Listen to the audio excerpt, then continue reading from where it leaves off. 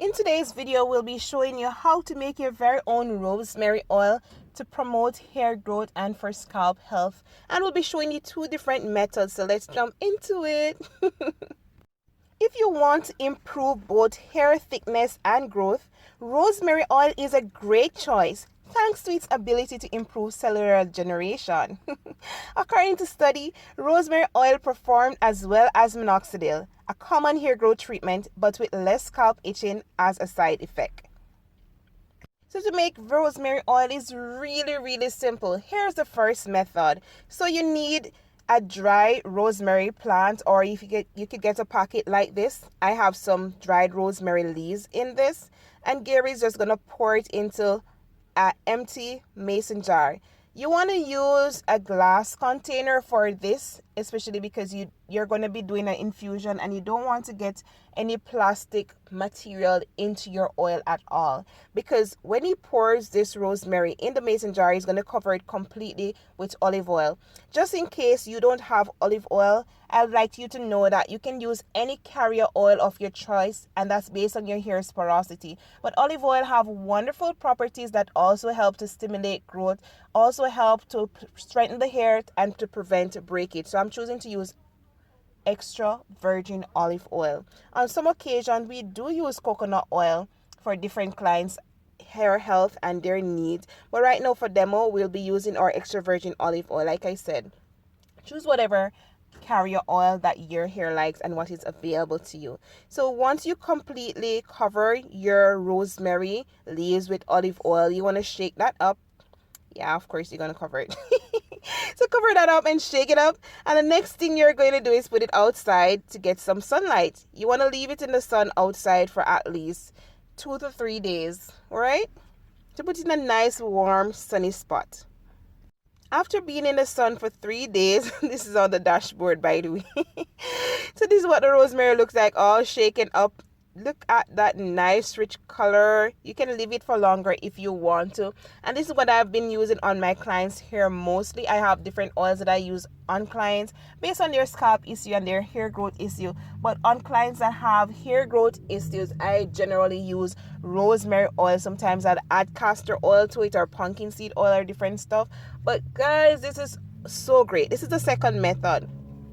So you want to go ahead and put a pot on your stove. Once it's heated or start boiling, you want to go ahead, turn the stove down, get your rosemary, put it in a glass container. It doesn't have to be a mason jar, but you want to make sure it is a glass or a metal container that you're using. So once you put that in, you're going to cover it once more with your favorite carrier oil. One of the reasons why I like to use olive oil, because olive oil may work to promote healthy hair growth, and olive oil does contain some amount of protein, antioxidants, antimicrobial agents that might contribute to hair health. So over time, treating your hair with olive oil may work to strengthen your hair follicle, increasing the lifespan of each hair and making it seem like your hair is growing more quickly. So you want to completely cover your rosemary in some good old olive oil. Then you want to go ahead and put that in the pot, turn down your stove for about 30 to 35 minutes and allow it to, really infuse into the oil. Allow the rosemary to infuse in the oil that is.